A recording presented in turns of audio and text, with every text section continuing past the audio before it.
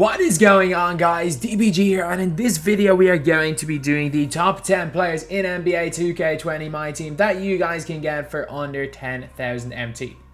Some of these guys are actually going to be under 5,000 MT, and two of these guys I think overlap with our list from last week, where we looked at the best players for under 5k MT. However, these guys are about more expensive than they were last week. They're a lot closer to 10k range now than last week. Some of them were like 2k. So these guys right here are going to be all cards. If you run out with these 10 players, we're going to run with a starting player and a bench player for every position. Because of position lock, we're going to be doing 2 per position. And basically, if you run out into unlimited with this team right here, you should have a really, really good chance. So before we get onto it, if you guys are new to the channel, subscribe. We upload more MyTEAM content than anywhere else. As well as that, a lot of you guys were complaining in the comment section that I don't look as much at budget players. And I kind of see where you're coming from. I probably should have done a no money spent episode yesterday on one of the cheaper players, and I probably will go straight away and do that. Probably will make another no money spent episode later on today, and it will be about a budget player. We haven't focused too much on that because I am starting to go for Steph Curry. We're on level 23 right now. Goal is by, like, how much left? We have 34 days left. If I can get in the next 4 days, get up to like maybe 40,000 XP. I know it'll be kind of difficult, but on Tuesday, I'm guessing we've got a couple of easy challenges. And I think some of them won't be too difficult to get. If we can get to around the level 30-ish mark anyway, with 30 days to go, then we're looking on decent track. It's a lot easier to get XP now than it was, say, at launch. So you just never know.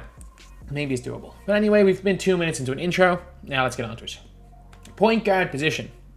In my opinion, the number 1 point guard for under 10k MT is still the same number 1 guy as last week. It's still Mo Cheeks. However, before this guy would be in the conversation. Mo Cheeks versus Gus Williams is a tight one. If it wasn't for the limited thing, limited weekend, giving Gus Williams just the edge, and the only reason I'm keeping Gus Williams is because he literally just glitches the AI. He's that fast.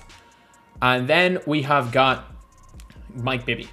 So Mike Bibby as the second option. I actually really like Mike Bibby. His mid-range is next level. In Unlimited, you can shoot snatchback threes so well with him. Like 2K18 style snatchback threes, especially if you've got the stick down. He dunks the ball surprisingly a lot for someone with 45 rating. What's his tendency?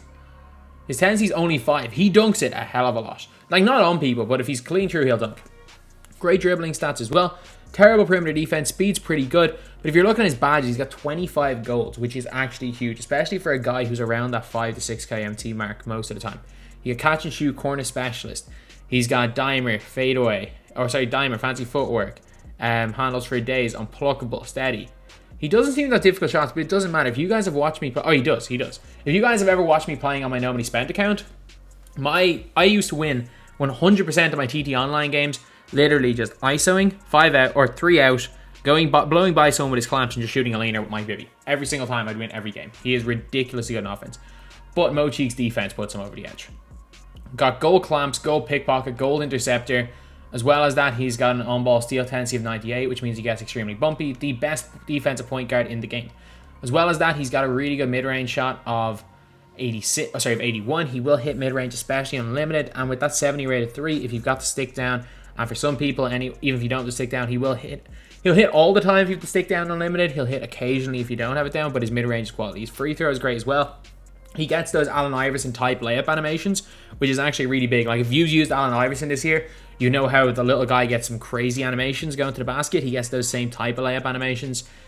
He's got 97 perimeter defense, pretty decent speed for this stage in the game, and 96 lateral quickness, which is insane. He still is, in my opinion, under 10k, the best point guard in the game.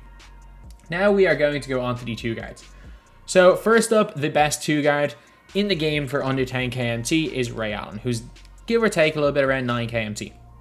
Then we've got, this is a close one again, because I accidentally put one of these guys on my small forward as my number 1 small forward, and I'm still going to just keep him there. These 2 guys are insane. This guy himself is insane. Deshaun Stevenson. He is ridiculous. If you can get him, he's class. Kendall Gill's really good in Unlimited, not as good for TTO. Deshaun Stevenson's good in both. You've got Tony Allen, who's a great defender, but I'm going to go with Rip Hamilton. I'm going to go with Rip Hamilton over Paul George because, again, Paul George is my number 1 small forward. But I forgot he was a 2. Rip Hamilton's release is fantastic. His jump shot is fantastic. A little bit of a liability on defense. Not going to lie, he's a little bit. He can play a bit. As long as he's not guarding a primary ball handler or someone quick first step, he's fine. But if he will get roasted by someone quick first step. He's got 23 goals, catch and shoot, corner specialist, difficult shots. He hits a lot. I'm going to say it right now. He hits a lot. He got flexible release as well. So even if he hits a lot of whites, that badge is huge for hitting whites. He is definitely one of the best shooters I have used this year. Not going to lie. He is one of the best shooters I've used. No range extender, but at this stage in the game, they don't seem to spot up as ridiculously as they did last year. It does not seem to affect them too much. So Rip Hamilton really good. But Ray Allen's next level. Ray Allen's defense is very similar level to Rip Hamilton, which is not very good. But that 93 3 ball, 86 mid, 90 free throw. He's also got a moderately good driving dunk of 66, like he will dunk occasionally. Speed at this stage in the game, not good. Not unusable. However, look at his 9 badges. Catch and shoot, corner specialist, deadeye, range extender. He can hit the Allen Houston type fadeaway limitless threes. And I'm not even kidding. He can hit those limitless threes. And you'd think maybe he wouldn't be hitting them because his raid or he doesn't have difficult shots. Nope, he still hits them. I was hitting limitless fadeaway threes with him in TTO, which is on basically Hall of Fame difficulty. Same 3-point slide as Hall of Fame. And he was out here on Hall of Fame difficulty hitting leaners. So like I have not used him yet in a limited / unlimited setting. But if he's doing that, if he's like what he can do on TTO, you better believe he can play borderline like a slightly downgrade Allen Houston for less than half the price. Would I take Houston over him, even with the price gap? Probably right now, but Ray Allen's insane. Then the small forward position. Small forward, power forward is one of the weaker. And again, I have a small forward in power forward as well. So we've got Paul George at number 1. And then at number 2, we have got Trevor Ariza. Trevor Ariza is a card that I really like. So Trevor Ariza's got that. He's only got bronze clamps. But again, bronze clamps means you can't run through them like they're a hologram. Like, I would take bronze clamps. Like, the gap between no clamps and bronze clamps is bigger for me than the gap between bronze clamps and silver clamps, or the gap between silver and gold. Like, I've used Richard Jefferson to lock down other ball handlers like Derrick Rose. He's done a good job and he only has silver clamps. Bronze clamps on Kobe felt quite good, but no clamps is almost a no-go. It is tough to have more than one player in your team with no clamps. Well, that isn't the power forward center. You can get away with them, obviously, because there's no quick first step power forwards. You've got catch and shoot Hall of Fame, catch and shoot gold on him. Lob City finisher, pick dodger, silver. He's also got a great 3-ball rating, pretty good release, great driving dunk. As well as that, he's got good perimeter defense. He's got really good lateral quickness of 84, as well as pretty good length of 6'8". So again, the small forward position, he's really good for that price. Then you've got Paul George. Paul George is, in my opinion, right up there with the best of the current cards. He might be number 1. I'm not gonna lie, he just might be number 1. You can argue Steph, but those cold zones are killer on Steph.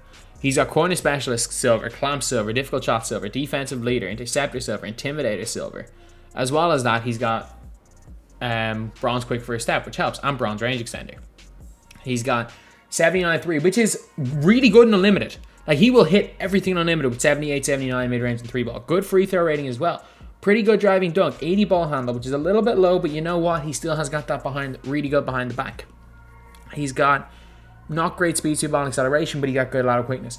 I'm a big fan of Paul George, and there's a reason why, as far as less than 10k guys go, he would be my number 1 small forward. Like, he's been kind of like dwarfed in my team because I run like Doug Christie there, Doug Christie's better, but he's more expensive. Or I'd run like a Paul Pierce there. But Paul George, he's still sometimes being in my squad. He was in my squad almost all the way in Unlimited, and he did a really great job. He is fantastic. He was a big factor in why I went 68-0 to get Paul Pierce. Then we have got the power forward position. So, in my opinion, this is one of the weaker positions. Like, Tatum's pretty good. Like, I do like Jason Tatum. And you know what? Screw it. I'm putting Tatum in as number 2. So we go Rashard Lewis number 1. I was going to put Kukoc number 2. Because Kukoc is very similar to Rashard Lewis. But they're so similar, I'm not going to change it. Robert Horry would be in there if you could shoot from the corners. But I'm going to go with Jason Tatum. I'm sorry. Jason Tatum's a beast. Jason Tatum, again, he is...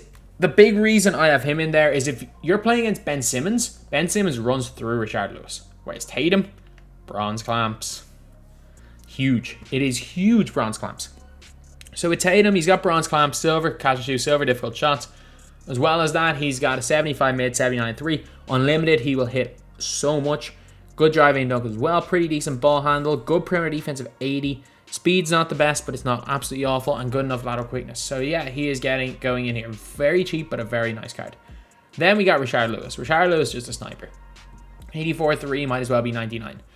He's got 8 gold badges, catch and shoot, corner specialist. Again, he is a corner sitter for me. That's the way I need to play him. Not going to play defense, not going to do anything else. Not particularly fast, not good on defense whatsoever. But you know what? He's a corner sitter, and he does that better than, as well, if not better than anyone else in the game. He does a really, really great job of just chilling in the corners. Then at the center position, I think there was really one standout that I think is way better than the rest. And I have this guy. I'm saying this now. My number 1 center in my team is Bill Laimbeer, and I'm going to explain why in a little bit. Number 2 center, this could go either way, and it all depends on playstyle. So, cards that I really like. I think Embiid is good. I think Rick Smits is good. I think, depending on playstyle, Cat can be pretty decent. Cat's okay. I think Embiid's just objectively better than Cat. I'm going to say that right now. I think Embiid's just objectively better than Cat. Bill Walton, if you just want an inside presence, but not many people know how to score in the post. If you are watching this, you'd probably take Bill Walton over any of the other guys. Actually, you like Rick Smits, so Rick Smits. However, I'm just going to say he's a giant, and he does not miss from mid, and you know what? He hits the occasional corner 3. That's Rick Smits. I don't know why. Can someone tell me why, with a 26 3-point rating, Rick Smits hits from the corners occasionally? I have had too many people green 3s on me with Rick Smits that I can't not put him here. He's 7'4", so he's a giant. As well as that, 17 gold badges. He's got drop stepper. So again, if you know how to drop step in the post, which people are going to have to learn how to do because drop stepping is the only effective thing to do in the post, he also gets a ton of offensive rebounds. He isn't going to get defensive rebounds because nobody can get defensive rebounds. In this game, like, the rebound chaser badge helps a lot on offensive boards, but defensive boards, people still stand and stare at the ball while the ball's near them and not catch it. However, that mid-range rating of 84 might as well be 99. I'm not sure I missed whether I'm playing in TTO, whether I was playing last week, pre-shooting buff, post-shooting buff. His mid-range is money. As well as that, not a great block rating, but he's not really there to get blocks. That gold intimidator and the 7'4" gets him a ton of rebounds. Great rebounding. His speed is not bad either. It is not bad at all. So he is going in here number 2. If you want to put Embiid in or Cat in, I'm not going to argue. But in my opinion, the number 1, not only number 1 best center for this price, the number 1 best center in the game is Bill Laimbeer. Bill Laimbeer. If you are a stick shooter, he is your number 1 center. 18 gold badges, corner specialist, catch and shoot. He's also got difficult shots. The amount of times I have beaten somebody off the dribble and shot a fadeaway mid-range shot with Bill Laimbeer. The amount of fadeaway 3s I've shot with him. I'm out here with, if you know how to use the stick, you can shoot fadeaway 3s with this guy. It is madness. It is madness. He's also got pick and popper, putback boss, rim protector, intimidator, moving truck, post move lockdown. He's also, and one massive thing, is if he gets switched off a screen, he's got silver clamps. You don't understand how important that is. I would take silver clamps with his defensive stats over all 99 defensive stats with no clamps. I'm telling you, like, he can lock down people on the perimeter as well because of that. Post game, really good stats wise, but again, I don't use post game. 3-ball in mid range, really high rating.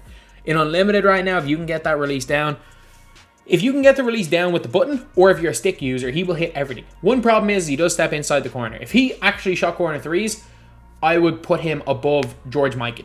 I'm going to say this right now, like, George Mikan's probably better. George Mikan is like for completing 50 hours of the game. George Mikan is probably a little bit better, only because he steps inside the 3-point line. But whether you would take silver clamps or stepping inside the 3-point line versus no clamps, I think later on in the year, Laimbeer will be better because he's got silver clamps. It's huge. Like, that is actually, like, this card's already ahead of his time. As well as that, he has got an 82 block rating, 88 interior defense, great rebounding stats, and 69, which is, for a center, is incredible lateral quickness, and 94 strength, so he doesn't get bullied. As well as that, again, with his Intimidator badge, no post player is going to abuse him. Even if they do buff post hooks, he's got Intimidator. He is, in my opinion, the best center in this game right now, bar none. And again, he was one of my main players. If you happen to have come up against me, he's one of the main reasons right now why I am Where's my team unlimited? Why I am 70-0 in unlimited. He is a big reason for that.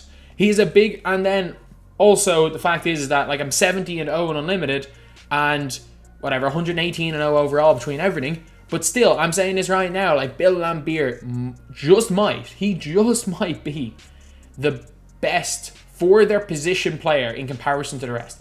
Like you could make maybe Mo Cheeks as far as cheap players go. Alan, like I think the gap between Bill Laimbeer and every other centre not named George Mikan is bigger than the gap even between Alan Houston and Ray Allen. Maybe not as big a gap as between Larry Bird and Rashard Lewis, but still, it is a massive gap. So anyway, yeah, that is pretty much it. That is the video. Thank you guys for watching. Please like, comment, and subscribe. I think you only love me cause I'm poppin'. This a layup, this a rebound, then it's robbing. Tyson with the fade, not the hair, my hands rocking. When I link with ball point, you know it's not.